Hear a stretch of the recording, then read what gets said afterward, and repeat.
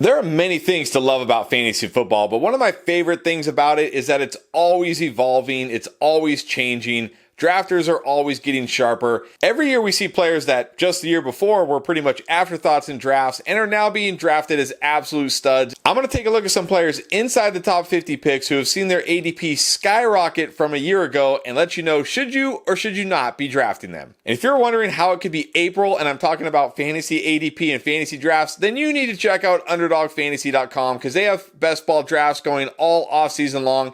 And in a couple of weeks here after the NFL draft, they're going to have their big tournament, the Best Ball Mania. You're going to want to play it. It's a ton of fun. If you haven't tried it out yet, go to UnderdogFantasy.com, sign up using our promo code ENDGAME, and they'll match your first deposit up to $100. Free money that you can use to start drafting right now. Now in the first round, early second round, you're going to see a trio of young running backs that weren't being drafted too early last year being taken, and that is Breece Hall, Jahmyr Gibbs, and Kyren Williams. And I'm okay with all these guys where they're being drafted, honestly. Breece Hall, to me, a no-doubt first-rounder. This guy is an absolute workhorse running back. He's a good pass-catching running back. And now he's going to be fully healthy 2 years removed from ACL. And I love Jahmyr Gibbs' upside going into this year. We saw it down the stretch and in the NFL playoffs, how he was used in this offense as his role grew, as Dan Campbell trusted him more. He's got touchdown upside in this offense. He's a great pass-catching running back. He's explosive. He can hit home runs. Happily will take him at the end of the first round. And then if I can get Kyren Williams at the end of the first round, early second round, I'm fine with that too. Workhorse running back in this Rams offense. Yes, there's some risk here because he doesn't profile as an elite running back, but he was so good last year, I'm willing to take the plunge. Now, speaking of a young player on the Rams that you're going to see in the first round, you're going to see a new face in Puka Nacua in the first round this year. Pretty much a consensus first round pick, and I'm totally fine with it, and I think you should be too. Had one of the best rookie seasons we've ever seen from a wide receiver last year. No reason to think he'll take a step back this year. He's the number one wide receiver here. I'm not worried about Cooper Kupp. Matthew Stafford healthy. Sean McVay back. I am more than fine with Puka Nacua as my wide receiver one in the first round. Now, when you get to the second round of your fantasy drafts this year, you're probably going to see the first rookie off the board, and that is wide receiver Marvin Harrison Jr. In fact, we have 3 rookie wide receivers going in the top 50 picks.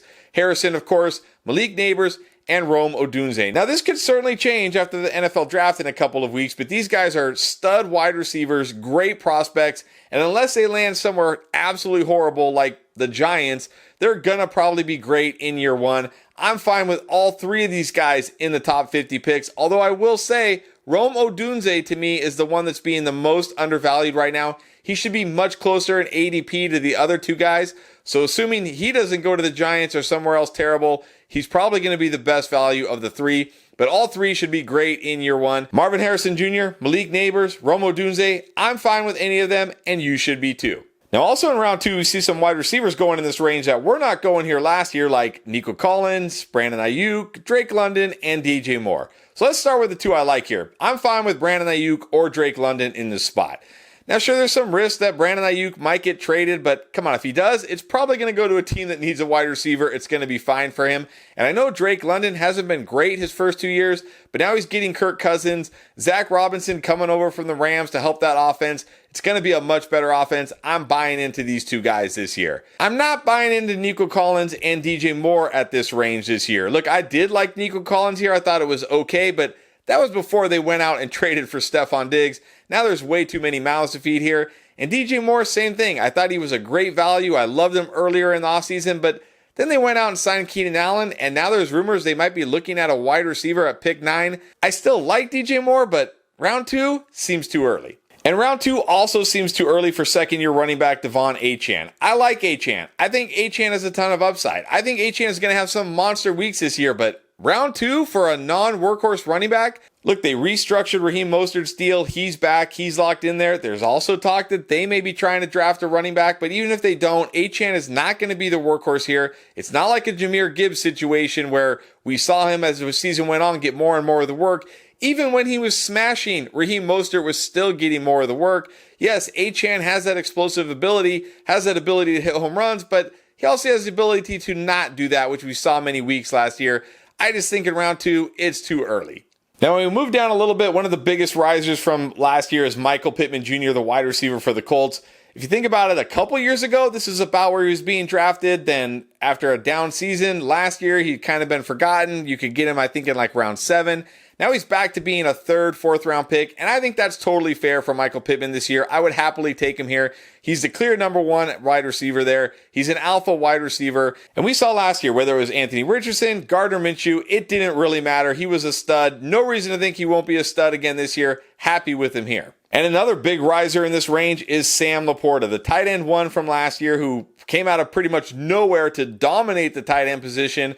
I don't really want to go tight end this early, but if you're going to go tight end this early, I think Sam Laporta is the pick. Totally fine with him here. He's a no doubt set and forget tight end. Should be the tight end 1 again this season. I personally just like to wait on tight end a little bit later because even a guy like Sam Laporta isn't necessarily carrying your fantasy team for as good as he is.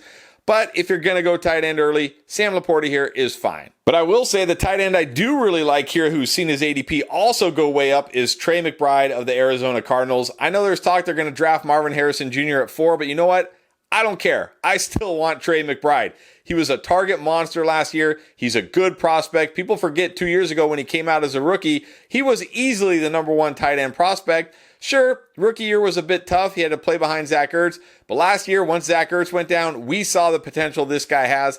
I'm buying into this Cardinals offense. I'm buying into Trey McBride. So as much as I like Sam Laporta, I'd honestly rather just wait around and get Trey McBride. Again, I'm not typically going tight end early, but if I am, more than happy with Trey McBride in the top 50. And then a couple more running backs going inside the top 50 this year that weren't last year. That is James Cook and Rachaad White. I like both these guys this year. I don't understand why Rachaad White's ADP isn't even higher. This guy was a workhorse running back in Tampa Bay. No, the efficiency wasn't there, but you know what was there? The touches, the pass catching, and the touchdowns. And it's going to be there again because they're running it back with Baker Mayfield, the same exact offense. Yeah, they're going to have a new OC, but that doesn't worry me. Rachaad White, a true workhorse running back, a great pass catching running back. And James Cook's situation looks even better this year than it was last year. Remember, for the first half of the season, the Bills were the same old, pass-happy team, and James Cook was pretty volatile. But over the second half with OC Joe Brady, they went to a more run-heavy scheme. They involved James Cook more, and they haven't done anything at running back other than, Nyheim Hines is gone. Latavius Murray is gone. There's really no threat to his work here. I don't think they're going to be looking for running back. They got bigger needs on defense and, at wide receiver. So I think James Cook's role is safe.